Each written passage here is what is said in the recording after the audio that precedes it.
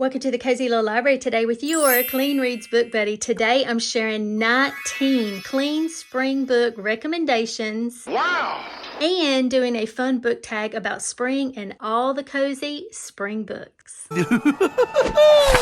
The first book that makes me think of spring is The Tale of Peter Rabbit by Beatrix Potter. She's my favorite illustrator and children's author. Love this story, of course, about naughty Peter, who is always going into Mr. McGregor's garden, no matter how many times that he's told not to. Such a sweet, sweet story. The next one is The Four Seasons of Brambly, Hedge by Jill Barklem. So sweet. It's mice who are in the countryside of England. The next one is Miss Jaster's Garden. My favorite quote from this one is, "In a corner of the garden overlooking the sea at Sandgate lived a small spiky animal called a hedgehog. The lady of the garden is a little nearsighted and she plants some seeds on the spikes of his back while he's sleeping in the flower bed." Really, really super sweet. The next one is The Blue Castle. My favorite quote from that one is, "The only thing you can be sure of in this world is the multiplication table." This is a classic historical fiction by Lucy Maud Montgomery, first published in 1926, about 18 years after Anne of Green Gables. And when I read this last year, I was very surprised how unlike Anne of Green Gables it was, but I loved it. Our main character, we find how she's being treated very poorly. Some things change. She finds out some really big news, and the way she reacts to that and the way the whole story unfolds is such a lovely book. I love it so much. All the books in the Clairvoir Castle series by Sally Britton are seasonal, and so with our very first one, you can see the ones that I have marked. They are the spring ones. So there are 3 out of 6 that have spring vibes. The very first one is a prequel. It's A Duchess for the Duke. And I'll read this to you very quickly, a little bit of it anyway. It says, Gregory Dinyard, a young and inexperienced duke, needs a companion to help him navigate the intricacies of his new role. Uncertain of his abilities and unwilling to take a chance at love, he looks for a marriage of convenience. A woman of grace and intelligence, Lady Cecilia never expects to catch the duke's eye. So I'll stop there, but I'll just say that she has a gift for architecture and all of that. And so the place here that I was going to read to you says, Cecilia's eyes wandered to the fountain in the middle of the garden. Everything here was precise. In the older style of the gardens that had begun to fade from popularity, the gardeners had trimmed the shrubbery into geometric shapes. The flowers nestled in beds with perfect symmetry between them. Everything was orderly, artificial in shape and arrangement. If she had her way, gardens would look far more natural. Paths would curve and bend. Flowers would mix and mingle with one another, creating as much variety in a single bed as the paints on an artist's palette. And it goes on. And in all of her books, she has these extra pages that have just beautiful artwork on them. Flowers, love it so much. The whole watercolor vibe, all of them just had that nature feeling to them. But the prequel for sure is spring-like. Book number 1, Mr. Gardner and the Governess. It also has a spring vibe. As the new governess to the Duke's family, Alice Sharp must learn to control her impulsiveness. Employment in the Duke's household is a once-in-a-lifetime opportunity and could mean living in comfort for the rest of her days. Rupert Gardiner has one goal, to have his work in etymology published by the Royal Society. Fortunate that the Duke of Montfort believes in him and enlists him to make a record of all the insects and flora on the castle grounds. So I'll read 2 different parts really quickly. Did I say the title, Mr. Gardner and the Governess? Okay. The Clairvoir Gardens were famous throughout England for their beauty. All of society had sought news of how the Duchess had rebuilt the castle in the past decade, and everyone sought to copy her grace. Even Alice, living on the fringes of society in her uncle's home, had heard about the statue garden. She still remembered one letter they had shared from a friend who had seen the work in progress. A dozen commissioned statues of the favorite Greeks, a dozen more of historical figures, and all scattered about in the beds of flowers meant to delight the senses. So then she gets to go out there and check out the gardens, and it says, Her heart raced from the exertion, and Alice did not stop until she stood at the foot of the first statue she saw. "Who are you, then?" she asked the marble maiden. The woman stood, holding a bowl in one hand and wheat in the other, looking out over the garden with a gentle expression. Alice tapped her lip with one finger as she thought, before quietly whispering, "Hestia, or Hera, the goddess of prosperity and harvest. She went on to the next, the statue of a man holding a bow and surrounded by purple and pink buttercup-like flowers. Anemones, that makes you Adonis." Alice smiled up at the Greek depiction of male beauty. Then she narrowed her eyes. He rather looked like the portrait of the Duke she had passed on the grand staircase. "I wonder if the Duke commissioned you, or if the sculptor sought to win his favor." She giggled at herself and kept going. Okay, so that's book number 1. So those 2 are spring. Book number 2 is in the fall. You can see the vibe here. Then book number 3 is definitely spring, Sir Andrew and the Authoress. As the daughter of a duke, Lady Josephine has a long list of responsibilities and an even longer list of things she must never do to dishonor the family name. She knows exactly which side becoming an author falls on, but she's determined to try her hand at it anyway. Sir Andrew has a close relationship to the Duke of Montfort's family. His loyalty to the family is absolute, even if he finds himself with at least one of its members being annoying. All right, so let me read this page right here at the very beginning. So you can see the beautiful spring-like flowers there. This is in March 1819. "The worst thing about London in the spring," Sir Andrew said with a disapproving frown, "is the myriad of people who come out of the doors to crowd the parks. Indeed, carriages and horses, anything faster than a tortoise's pace proved impossible." Goes on and on. Then the next book in the series, number 4, I'll just let you know, is Christmas Time, Lord Farley and Miss Frost. Book number 5, Lady Ivy and the Irishman, is Summertime. And then A Gentleman for Lady Juniper is book number 6. And this one is January 1822. And Sally Britton is supposed to come out with the next book in this series, I guess, will be number 7. Love this series.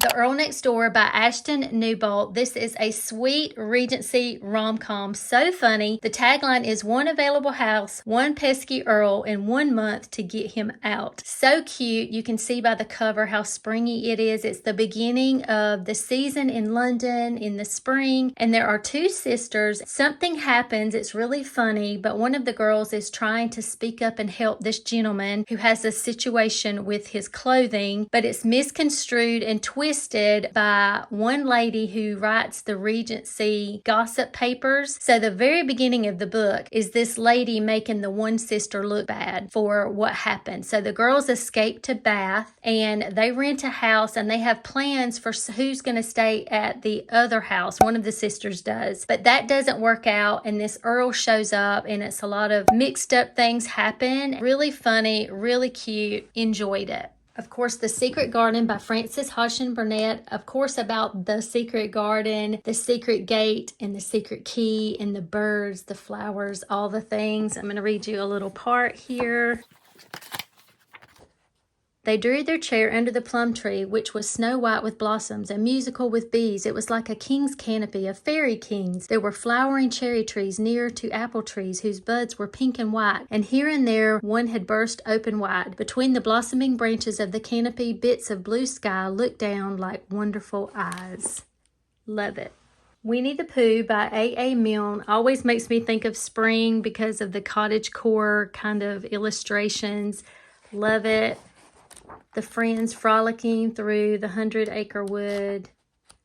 Love these illustrations. Just makes you smile.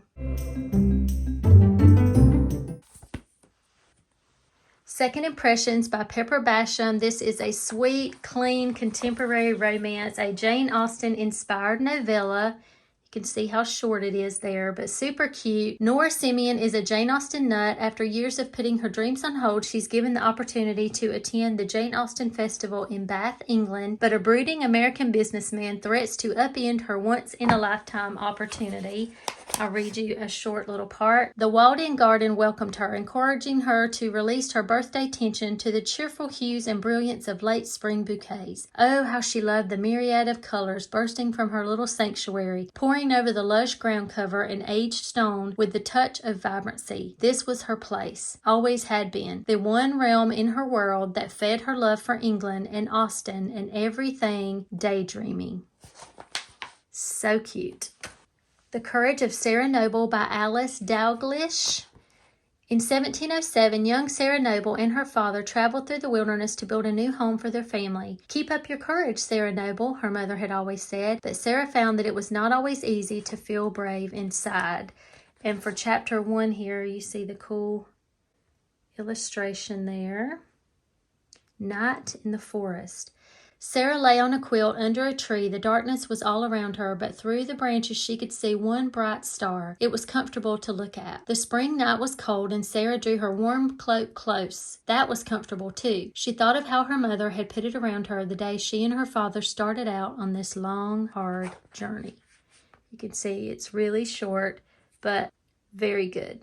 If you have not yet read the On Devonshire Shores series by Julie Clausen's books 1, 2, and 3, I highly recommend it for many reasons. Lovely series. I love it so much. Books number 1 and 3 happen in the spring. So I'll explain. The Sisters of Seaview is book number 1, and it focuses mostly on Sister Sarah. When their father's death leaves them impoverished, Sarah Summers and her genteel sisters fear they will be forced to sell the house and separate to earn livings elsewhere. Determined to stay together, Sarah convinces them to open their seaside home to guests to make ends meet and provide for their ailing mother. Instead of elderly invalids that they expect to come stay, they find themselves hosting eligible gentlemen. And it's not as risque as it sounds. It's very fun, very, very cozy, spring vibes. Love it. Let me read one little part of it. Emily had decided that Sidmouth was at its best in the mornings, before the crowds took over the beach and the library veranda. Because the bay was shallow and Sidmouth had no harbor, large ships rarely came near. Many small fishing and pleasure boats dotted the water, their sails picturesque against the deep blue sea. And to her right stood Chit Rock, a tall sea stack that served as a landmark for mariners on foggy days. All right, book number 2 is A Winter by the Sea. Of course, that happens in winter. Royal family comes to stay. Some of the staff stay at Seaview. Very, very interesting. And it is around Emily, one of the other sisters.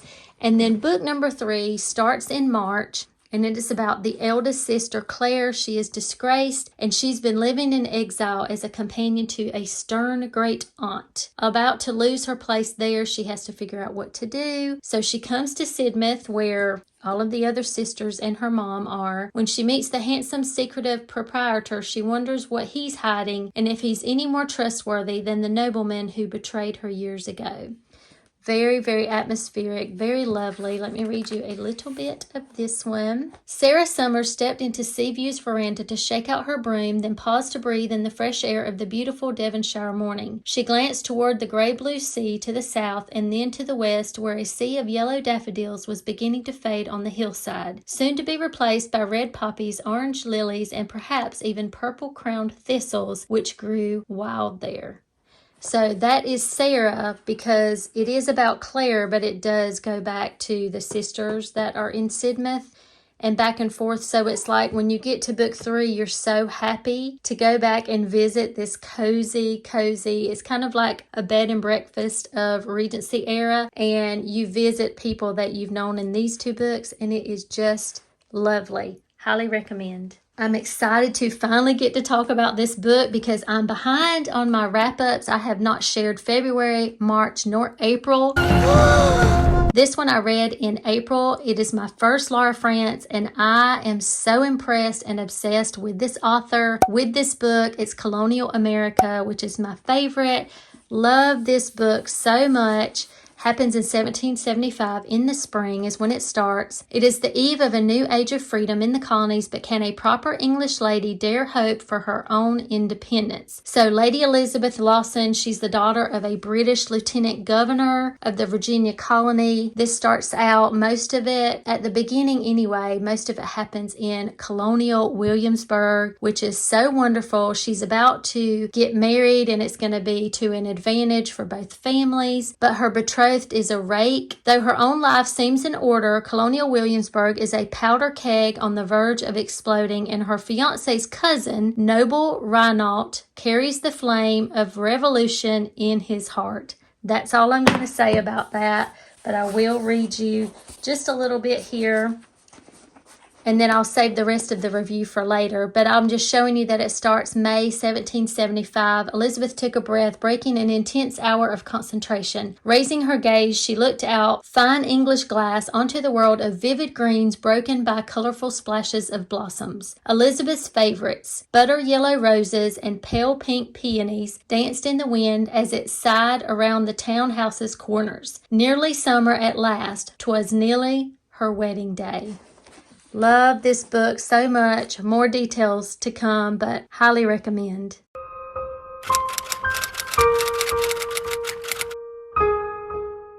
Before I go answering the I Love Spring book tag questions, I wanted to give you 3 last cozy and clean spring book recs. Some of the most well-known and well-loved books. Technically, Anne of Green Gables and Heidi happen in June at the very beginning of the story. And Emma, I feel like, is the very end of spring, start of summer as it begins. But all 3 of these really give me spring vibes, and that's what this video is all about. Of course, Anne of Green Gables by L.M. Montgomery, about Anne, an orphan who goes to live with a brother and sister who are older and looking for a boy to help them work around their place. Anne ends up there and she's just so quotable and fun and spunky and such an inspiration to us all. My favorite quote on the back here, looking forward to things is half the pleasure of them. Let me read just a little bit in here at the very beginning. Her first morning that she's there at the house, it says, "It was broad daylight when Anne awoke and sat up in bed, staring confusedly at the window through which a flood of cherry sunshine was pouring, and outside of which something white and feathery waved across glimpses of blue sky." Love it. Then we have Heidi by Johanna Spyri. Of course, a little girl who goes to the Swiss Alps. And this feels like Swiss Alps in the spring. I mean, this cover too. That's just spring to me. So the quote on the back says, Heidi looked around with growing delight at the mountain peaks she knew so well and which seemed to greet her like old friends. Let me read a tiny bit from Heidi. Up the mountain, the pretty little Swiss town of Mayenfield lies at the foot of a mountain range whose grim, rugged peaks tower high above the valley below. Behind the town, a footpath winds gently up to the heights. The grass on the lower slopes is poor, but the air is fragrant with the scent of mountain flowers from the rich pasture land higher up. And then we have Emma, one of my favorite books of all time. And these covers, I mean, can we just... I love these books so much. So, it is such a happiness when good people get together. The quote on the back, of course, by Jane Austen, about Emma, who is a mess, and she's a bit of a self-righteous young woman who thinks she knows people better than anybody else, and she starts matchmaking. And she is annoying, but as Jane Austen planned on, she wanted to have a character which she said nobody would like except for herself.